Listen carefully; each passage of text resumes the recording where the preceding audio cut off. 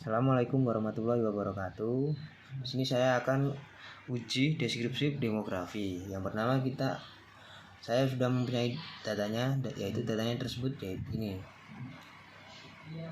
Nah, kita masuk ke variabel views-nya, yaitu untuk uji deskripsi demografi itu kita ganti dulu ini. Namanya tuh ganti sesuai data di Excel ini. Sesuai data di Excel ini kita ganti dulu, copy masukkan ke SPSS nya. Setelah itu kita sesuaikan data tersebut sesuai di Excel, yaitu nama itu ganti ini gender, umur, domisili, pendidikan, pekerjaan, pengeluaran, merek, tahun. Untuk desimalnya kita nolin semua. Terus untuk values ini saya sudah ganti dari data sebelumnya, yaitu kita 1 laki-laki 2 perempuan. Terus oke. Untuk umur yaitu dari data Excel yaitu 1 itu 18 sampai 25, 2 26 sampai 35, ketiga 6 sampai 45. Oke. Terus domisili dari data Excel tuh ada 17 domisili, yaitu ini bisa dilihat dari Yogyakarta, Lampung, Semarang, Bekasi, Jakarta, Banten, NTT, Langsa, Malang, Klaten, Solo, Semarang, Cirebon, NTB, Purwokerto, Bantul sampai Surabaya. Oke. Terus di pendidikannya tuh ada 5, yaitu dari SMA, diploma, S1, S2 sampai S3. Nah, terus di pekerjaan dia ada 9. Yang pertama kita bekerja, mahasiswa, magang, pegawai, pekerjaan sosial, pengajar, profesional, wira swasta sampai Kemensos. Itu oke. Untuk pengeluaran itu dari kurang dari 100.000 sampai 500.000 sampai 1 juta, terus lebih dari 1 juta. Oke. Untuk merek ada 17 merek, yaitu ini bisa dilihat dari data SPSS ini. Oke. Untuk tahun yaitu 1 sampai 2 tahun, 2 3 sampai 4 tahun, 5 sampai 6 tahun, sampai 7 tahun ke atas. Oke. Aku ini mentionnya nominal. Terus kita ini langsung uji langsung saja, yaitu ini masuk ke deskripsi, statistik, terus frekuensi. Nah, yang pertama kita uji yaitu gender. Nih, kita masukkan ke variabelnya. Terus statistik, mean, median, centang, terus standard deviation, variance, rank, minimum sampai maksimum. Terus kita continue.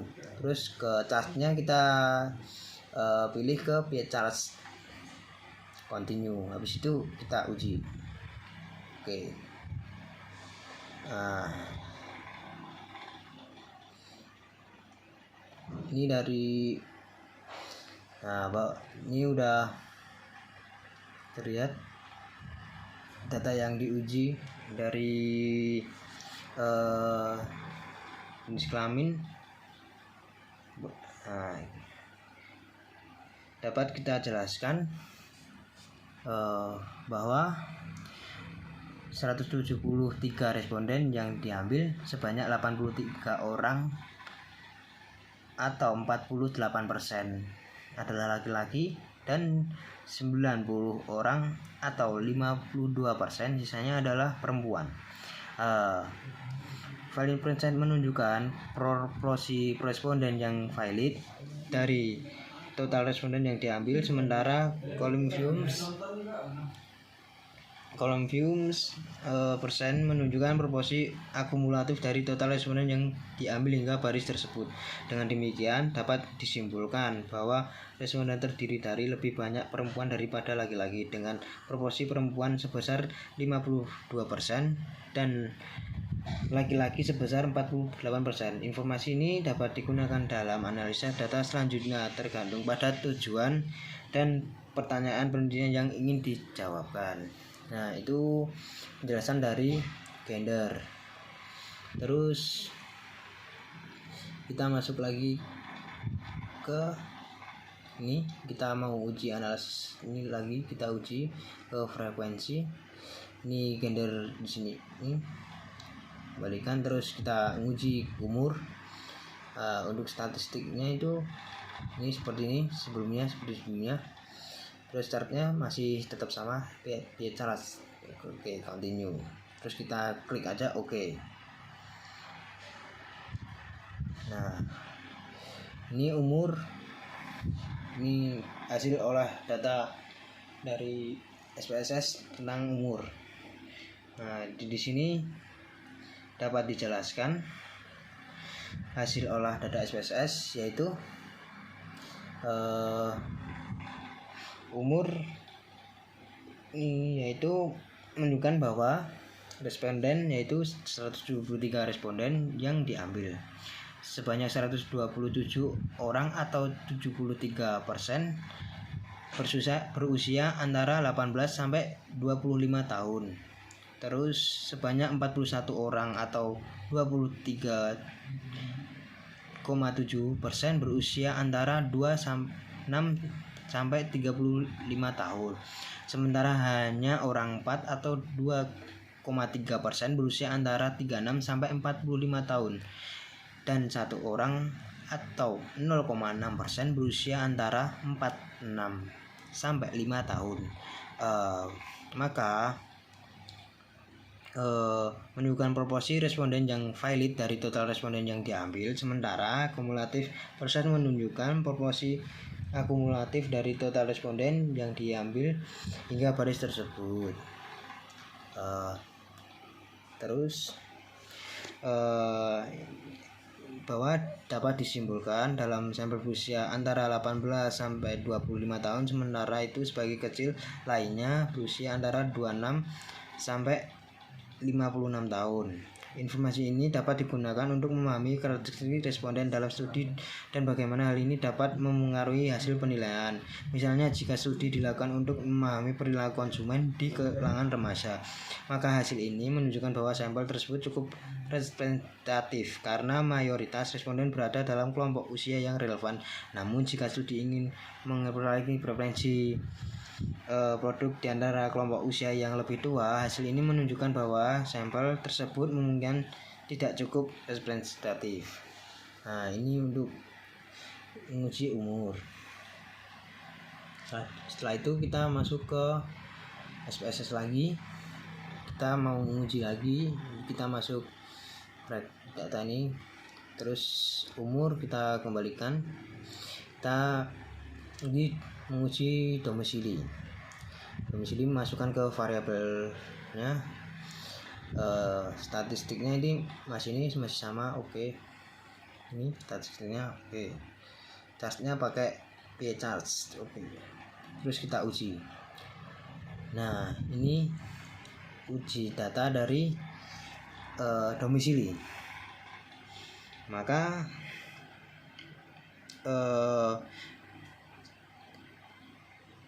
responden yang diambil ini sebagai besar atau 87,3% berasal dari Yogyakarta. Sebanyak 151 responden dari total responden berasal dari Yogyakarta. Selain itu terdapat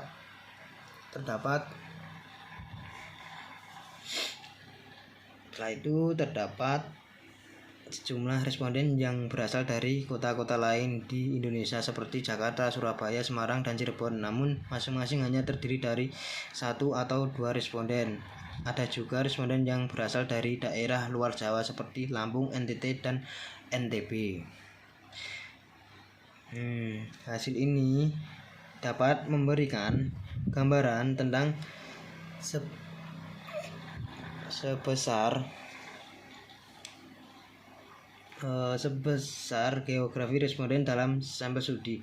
Namun karena mayoritas responden berasal dari Yogyakarta, informasi ini perlu dicatat dapat mempengaruhi generalisasi hasil studi pola populasi yang lebih luas. Misalnya jika studi ini ingin mengeneralisasi hasil pada populasi nasional, hasil ini menunjukkan bahwa sampel tersebut mungkin tidak cukup representatif karena mayoritas responden berasal dari satu wilayah saja. Oleh karena itu, penting untuk memperhitungkan faktor ini dalam interpretasi hasil studi dan mengambil tindakan yang tepat pengambilan kesimpulan. Nah, ini data dari domisili ini. Terus kita masuk ke SPS lagi, kita masuk ke analyze, terus deskripsi, frekuensi, terus domisili ini kita kembalikan lagi, kita uji pendidikan, dan terus statistik ini mean, median, standar ini centang, terus startnya masih pakai biaya charge, oke. Terus kita uji. Nah, ini untuk hasil dari pendidikan. Nah, maka dapat dijelaskan untuk sebagian besar atau 30,2% memiliki latar belakang pendidikan SMA, diikuti oleh responden dengan gelar S1 sebanyak 48% responden dengan gelar S2 dan diploma masing-masing terdiri dari 10,4% dan 2,9% dari total responden. Sementara hanya itu satu responden yang memiliki gelar S3. Nah, maka dari itu kita dapat menunjukkan proporsi akumulatif dari total responden yang diambil hingga baris tersebut. Ya, informasi ini dapat memberikan gambaran tentang latar belakang pendidikan responden dalam sampel studi. Namun perlu dicatat bahwa sampel ini mungkin tidak sepenuhnya mewakili populasi target dalam hal studi latar belakang pendidikan, terutama karena mayoritas responden hanya memiliki latar belakang pendidikan SMA atau S1. Oleh karena itu, dalam interpretasi hasil studi perlu mempertimbangkan faktor ini dan mempengaruhi pada generasi hasil studi pada populasi yang lebih luas. Misalnya, jika studi ini ingin mengeneralisasikan hasil pada populasi yang memiliki distribusi pendidikan yang berbeda, maka perlu dipertimbangkan bahwa sampel mungkin tidak sepenuhnya representatif. Nah, mungkin itu penjelasan dari pendidikan. Terus kita uji lagi. Masuk ke analyze, deskripsi statistik, masih frekuensi. Nah, ini pendidikan kita kembalikan di sini. Terus kita pekerjaan masukkan ke variabel. Terus statistik nih udah kayak yang sebelumnya. Untuk chartnya masih pakai p-charts. Oke. Terus kita untuk menemukan hasil dari pekerjaan. Nah, ini hasil data yang diuji untuk pekerjaan. Nah, maka dapat dijelaskan terdapat 9 kategori pekerjaan yang dianalisis. Responden yang paling banyak mengisi yaitu mahasiswa sebanyak 122 orang atau 70,5%, diikuti oleh pekerjaan sebanyak 17 orang atau 9,8% dan pegawai sebanyak 10 orang atau 5,8%. Sedangkan kategori pekerjaan yang paling sedikit diisi adalah Kemensos, magang dan tidak bekerja, masing-masing dengan satu responden 0,6. Dalam hal ini tidak ada responden yang mengisi kategori pekerjaan dengan frekuensi di atas, yaitu 70,5%. Mungkin itu saja yang bisa saya jelaskan untuk pekerjaan. Terus kita masuk ke SPS lagi, kita menguji masuk ke analis, deskriptif, frekuensi. Terus kita pekerjaan ini dikembalikan, terus kita menguji pengeluaran. Terus statistiknya masih sama, main, median, ini sedang semua, oke, continue. Charge-nya pakai PA charge, oke, continue. Oke, kita langsung uji. Nah, di sini udah dapat hasil dari pengeluaran. Nah, di sini dapat saya jelaskan, maka hasil olah data ini bahwa variabel pengeluaran diperoleh bahwa dari 173 responden yang terlibat dalam penelitian ini, sebagian besar yaitu 63,6% memiliki pengeluaran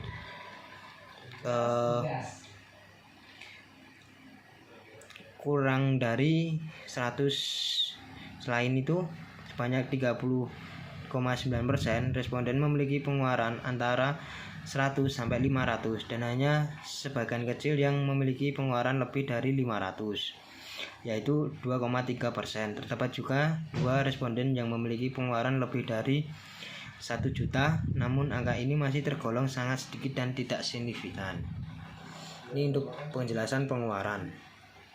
Terus kita masuk ke SPSS lagi, kita masuk ke analis lagi, kita ke deskripsi, terus frekuensi pengeluaran ini kembalikan lagi, kita menguji merek. Nah, merek masukkan ke variabelnya, statistik ini masih centangannya masih kayak gini, oke. Chartnya pakai PA chart, oke, kita uji langsung. Nah, di sini langsung dapat data dari merek, maka dapat dijelaskan data dari frekuensi dari merek-merek ponsel yang dimiliki oleh responden dalam sebuah penelitian. Berikut ini adalah sebuah penelitian ini. Terdapat 17 merek ponsel yang dimiliki oleh responden dengan total responden sebanyak 173. Merek ponsel dengan prestasi tertinggi dimiliki oleh responden adalah Samsung, yaitu sebanyak 32,4% dari total responden.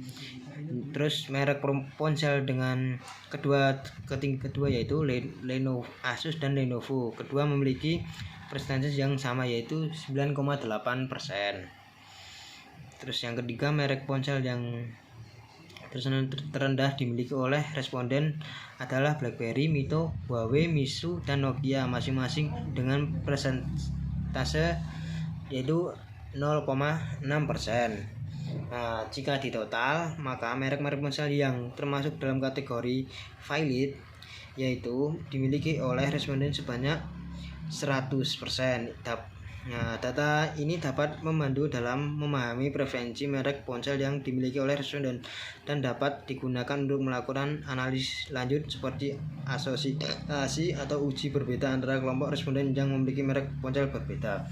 Mungkin itu penjelasan dari merek. Terus kita mau uji lagi, masuk ke ini. Terus kita masuk ke analis dari frekuensi. Itu merek ini dikembalikan, terus kita tahun kita masukkan ke variabel ini, terus statistiknya itu masih main, median ini, oke, continue. Chartnya pakai PA chart, oke, terus pencet oke. Nah, ini hasil olah data tahun, yaitu dapat dijelaskan dari itu data SPS yang nama ini merupakan frekuensi waktu penggunaan ponsel oleh responden dalam rentang tahun tertentu. Berikut ini adalah beberapa interpretasi yang bisa diambil dari data tersebut. Nah, yang pertama, terdapat 4 kategori rentang waktu yang dimiliki oleh responden dengan total responden sebanyak 173. Terus yang kedua, rentang waktu penggunaan ponsel yang paling banyak dipilih oleh responden adalah 1-2 tahun, yaitu sebanyak 91 responden atau 52,6% dari total responden. Yang ketiga, rentang waktu penggunaan ponsel kedua yang paling banyak dipilih adalah 3-4 tahun, yaitu sebanyak 60 responden atau 37,0% dari total responden. Selanjutnya, rentang waktu penggunaan ponsel terendah dipilih oleh responden adalah kurang dari 7 tahun, yaitu hanya dipilih oleh 4 responden atau 2,3% dari total responden. Selanjutnya, jika total kategori yang rentang waktu penggunaan ponsel yang termasuk dalam kategori valid dimiliki oleh responden sebanyak 100%. Selanjutnya, kumulatif persentase menunjukkan bahwa sekitar 55% responden menggunakan ponsel selama 1-2 tahun atau 92% responden menggunakan ponsel selama 1-4 tahun. Dan seluruh responden yaitu 100% menggunakan ponsel selama 5-6 tahun. Data ini dapat membantu dalam memahami periode penggunaan ponsel responden dan dapat digunakan untuk melakukan analisis lebih lanjut seperti uji beda dalam referensi penggunaan ponsel dan karakteristik lainnya.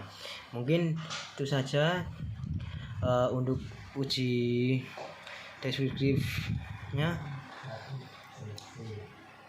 Kurang lebihnya mohon maaf.